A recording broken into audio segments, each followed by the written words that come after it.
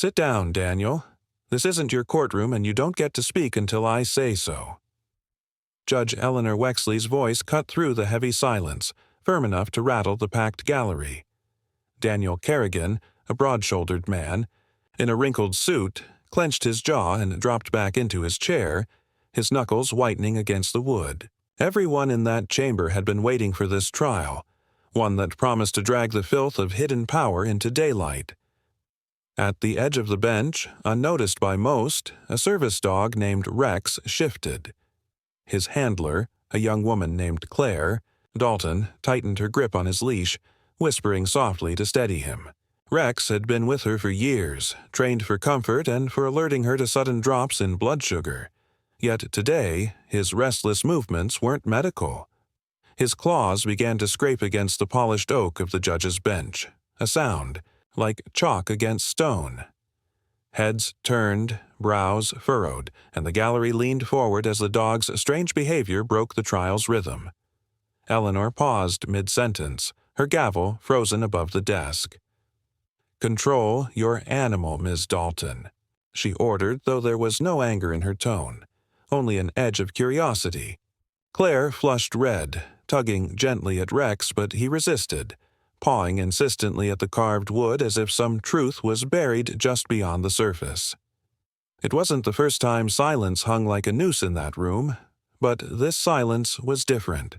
Jurors exchanged uneasy glances, and the defendant's lawyer, Malcolm Bryce, leaned toward his client with a sharp whisper that carried despite himself.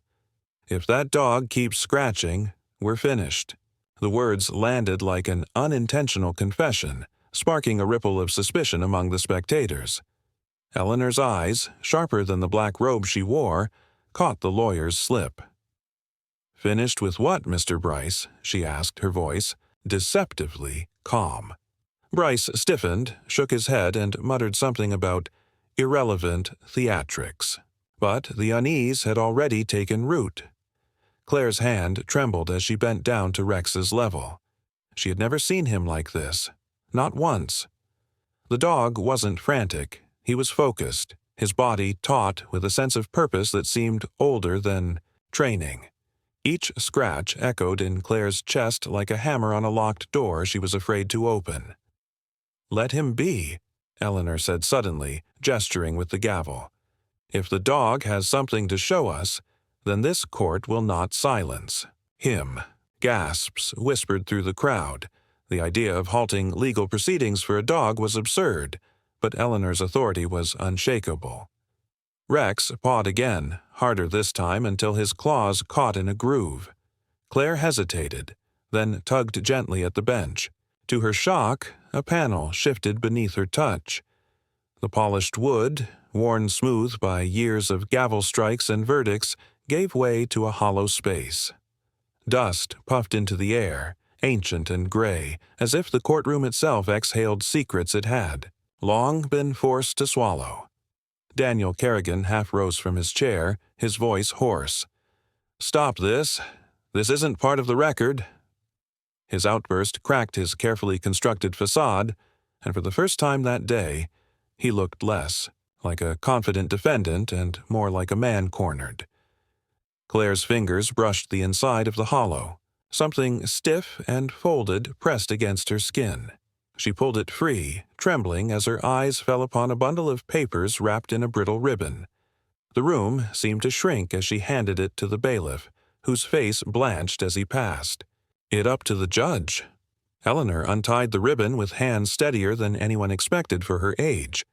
She read only a line before her lips parted in disbelief. "This is—" Her voice faltered, then steadied again. "This is evidence. Evidence that should have been submitted years ago. Records of payouts, signatures, false testimony." Her eyes lifted, fire burning beneath the gray. "Mr. Kerrigan, can you explain why documents tied to your case were hidden beneath the very seat of justice?" The gallery erupted, voices colliding in outrage and disbelief. Rex sat down quietly, tail curling around his legs, his duty complete. Claire pressed her hand to her mouth, tears pricking her eyes. She didn't know if she was trembling from fear or relief, only that her dog had just broken a silence humans had allowed to fester. Malcolm Bryce's face turned waxy, his lips twitching without words. Kerrigan shouted, "It's fabricated," but his voice cracked, hollow and desperate. Eleanor's gavel struck 3 times, demanding order, though her own pulse thundered in her ears.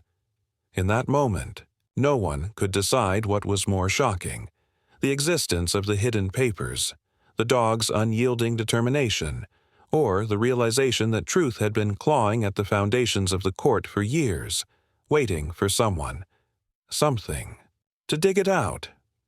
Eleanor closed the folder and stared at Daniel Kerrigan, whose face had collapsed into something unrecognizable, stripped of arrogance. "This trial," she said, her tone heavy with finality, "will never be the same again." And as the murmurs surged back into the chamber, Claire bent low, whispering to Rex, "You knew, didn't you? You've been carrying this weight, too." His warm eyes lifted to hers, steady, unblinking, as though telling her that some truths refuse to stay buried, no matter how deep the silence above them. The courtroom had shifted into a strange quiet, the kind that feels heavier than noise. Judge Eleanor's hand still rested on the damning papers, but her eyes weren't moving across the lines anymore. She was staring straight ahead, as though seeing not the walls of her courtroom but the betrayal buried within them. Claire could feel Rex pressed against her leg, steady and calm now. Yet his presence was the only thing anchoring her in a space where everyone else seemed to teeter between disbelief and panic.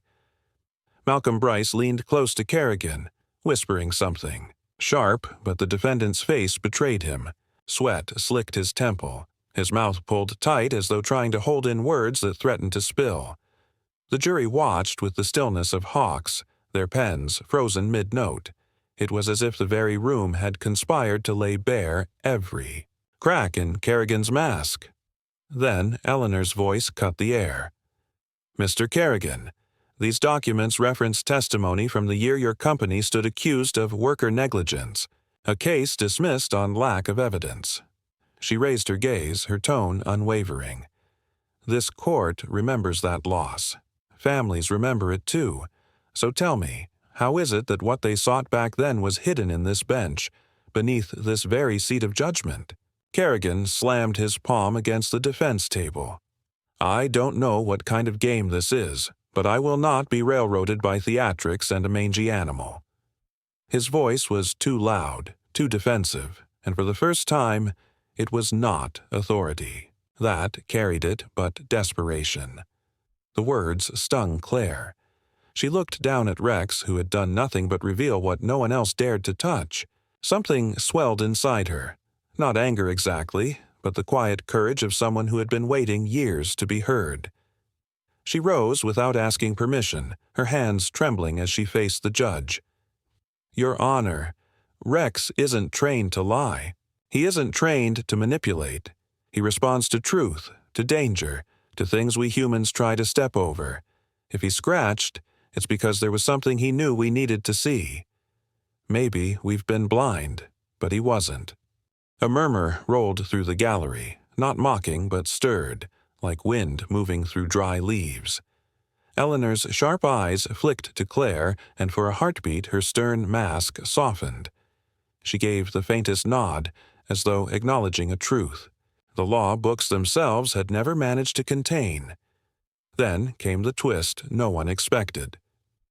One of the jurors, a quiet man with thinning hair, raised his hand.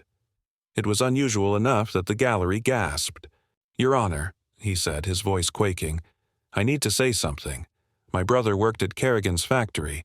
He was one of the men who died, and when that case was dismissed, I thought justice had died with him."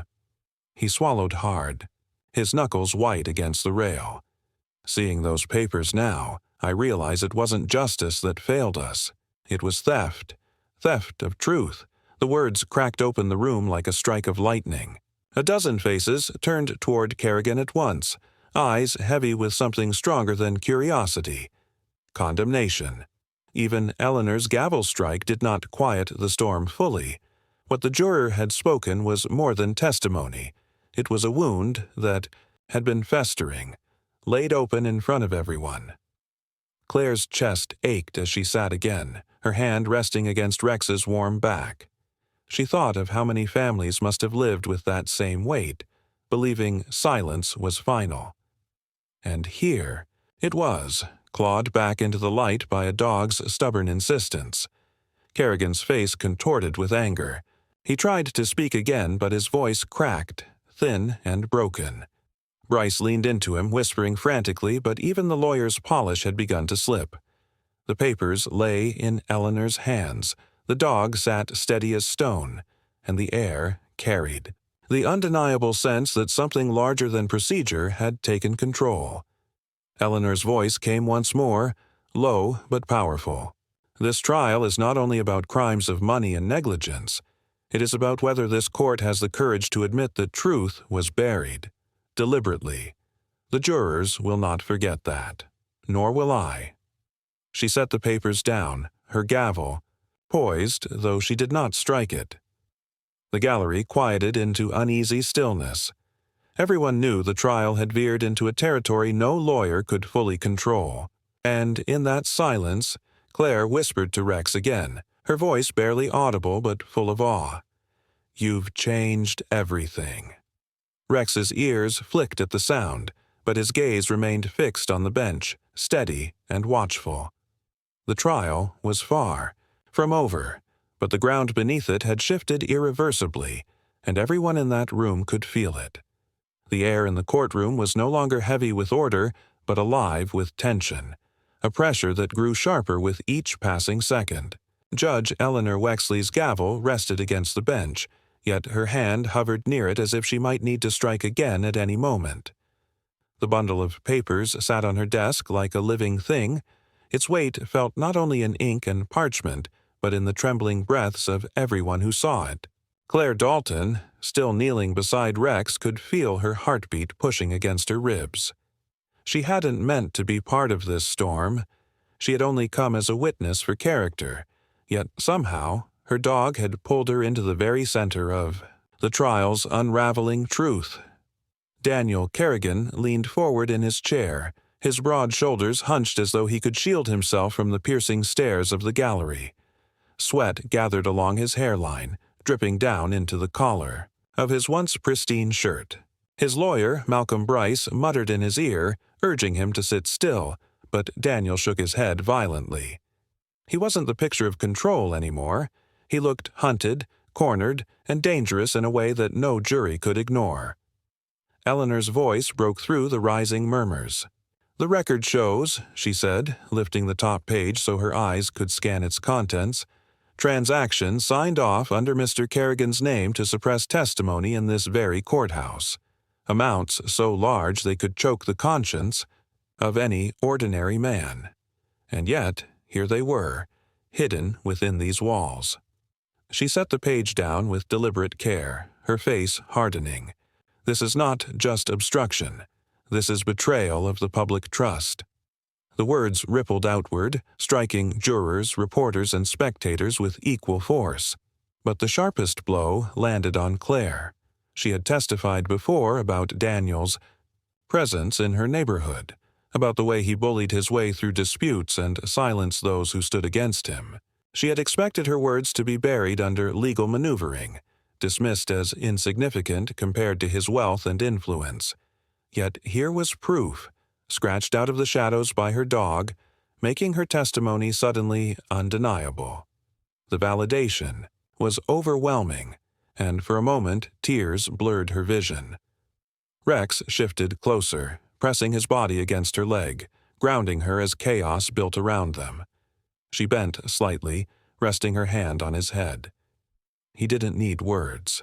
He never did. His steady presence was enough to remind her that courage didn't always roar. Sometimes it simply held its ground until the truth surfaced. Then came the twist that none of them expected.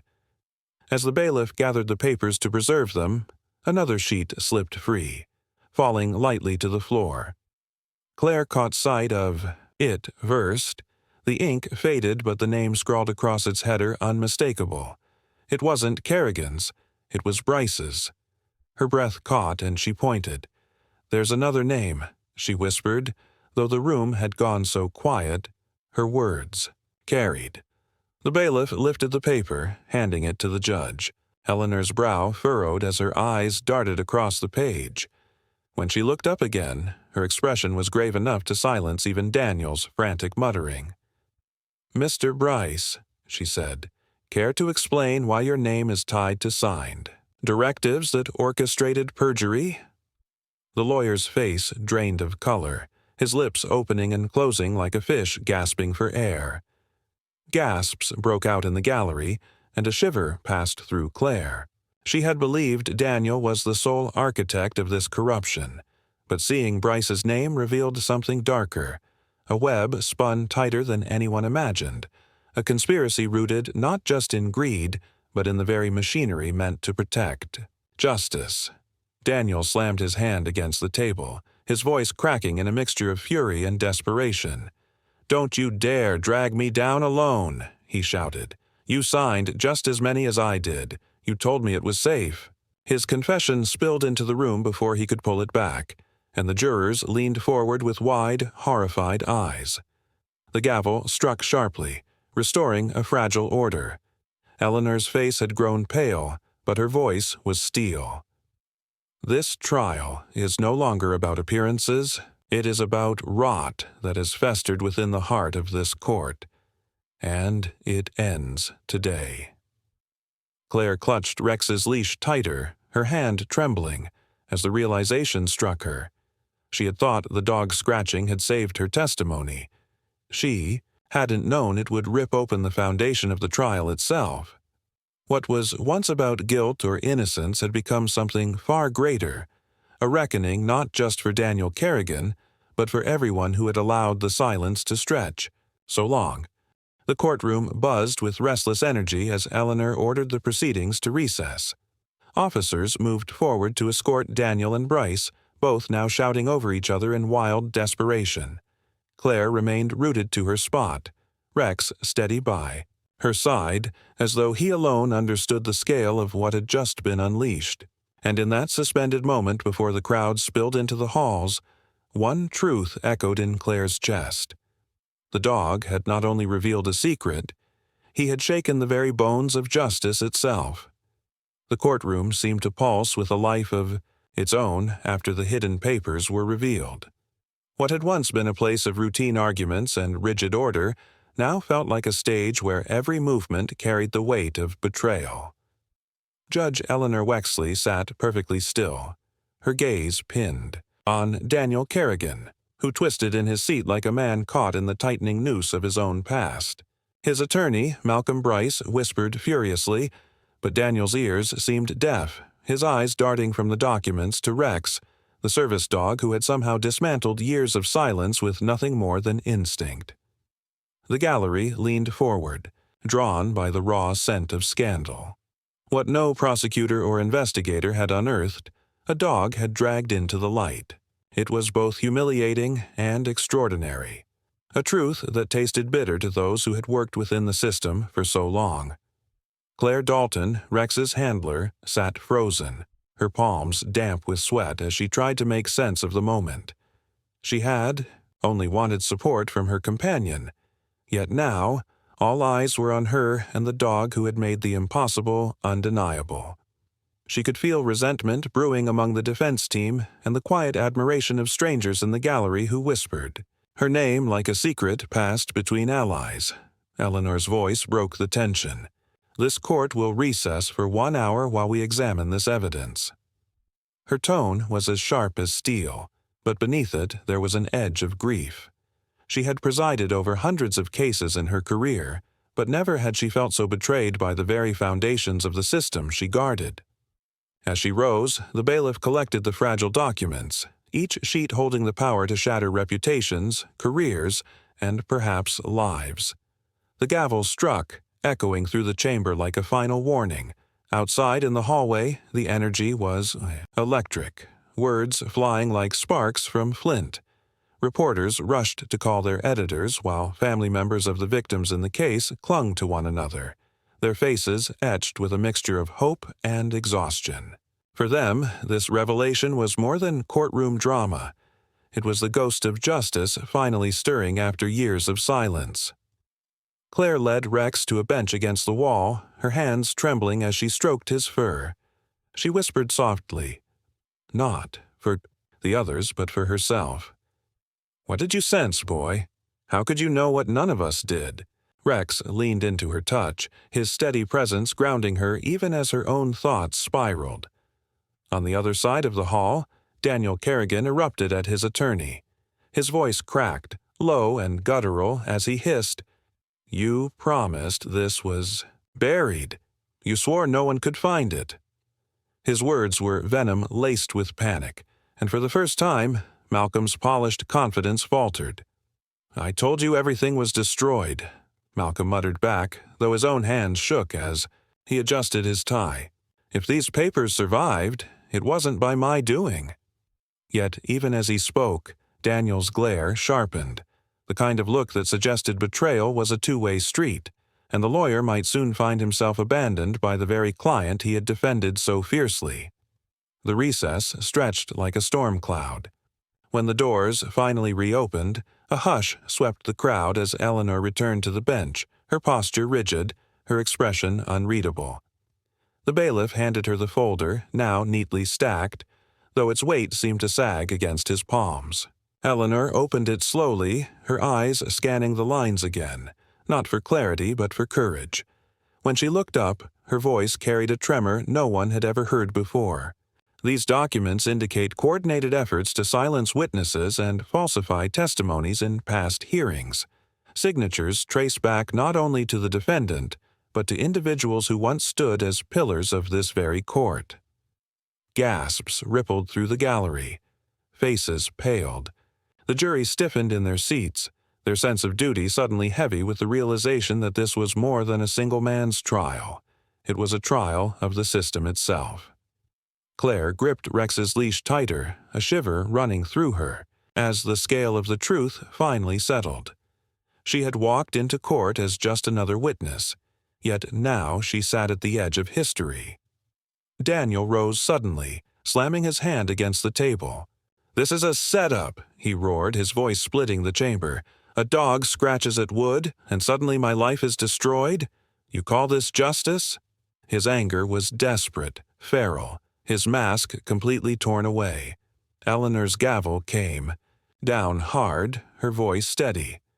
"It is not the dog that condemns you, Mr. Kerrigan. It is your own hand on these documents." The words hung like a sentence before the sentence. The silence that followed was thick, almost suffocating, as if the entire building itself held its breath. And in that silence, Rex shifted once more, resting his head on Claire's knee.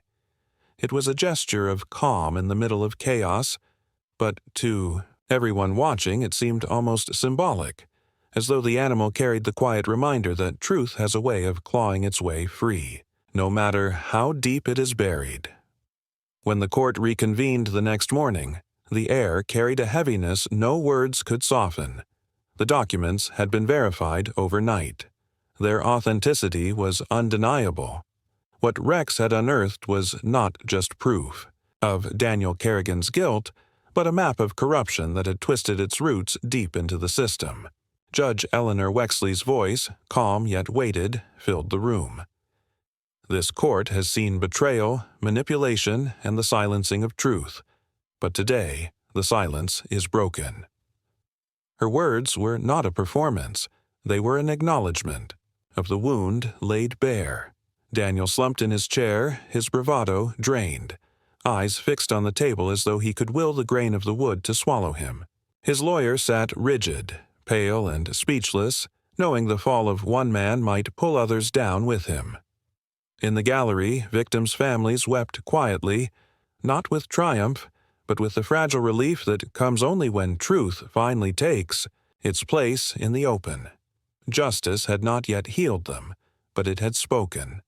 Claire held Rex close, her hand steady on his collar. She looked at him not just as her companion, but as the unlikely witness who had forced the world to listen. She thought, Of the years she had leaned on him for comfort, never realizing he would carry her into a moment that would change lives far beyond her own. Eleanor's final gavel struck, sharp and final, and with it came a sense of release, as though the walls themselves exhaled a secret too long suppressed. As the chamber emptied, sunlight streamed through the tall windows, catching dust motes that swirled like remnants of the past breaking apart. Claire walked slowly toward the doors, Rex padding beside her, his tail brushing lightly against her leg. She paused once at the threshold, glancing back at the bench where it had all unfolded. For a moment, the room seemed less like a place of authority and more like a place of memory, forever marked by the sound of a dog's paws against wood. Some truths, she realized, are not spoken but revealed, and once they surface, they change everything.